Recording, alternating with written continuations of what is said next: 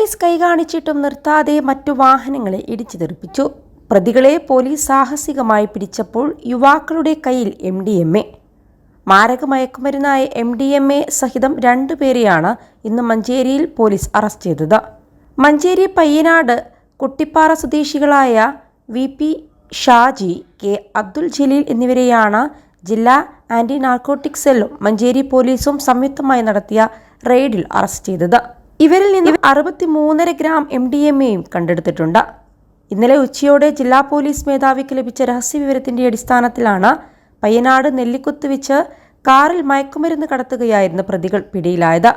ബാംഗ്ലൂരിൽ നിന്നും കൊണ്ടുവരുന്ന MDMA മഞ്ചേരിയിലും പരിസരത്തും വിൽപ്പന നടത്തുന്ന സംഘത്തിലെ പ്രധാനികളാണ് അറസ്റ്റിലായതെന്നും ഇവരുടെ കൂട്ടാളികളെ സംബന്ധിച്ച് വ്യക്തമായ സൂചന ലഭിച്ചതായും അന്വേഷണ ഉദ്യോഗസ്ഥർ പറഞ്ഞു.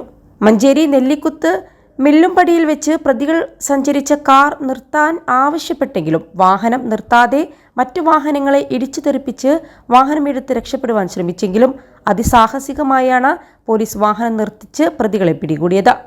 21 ലക്ഷത്തോളം സന്തുഷ്ടരായ ഉപഭോക്താക്കളും 2 ലക്ഷത്തോളം തിമിര ശസ്ത്രക്രിയകളും പൂർത്തിയാക്കിയ മലബാറിലെ ഏക കണ്ണാശുപത്രി Al Salama high hospital, hospital road, Perinthalmanna.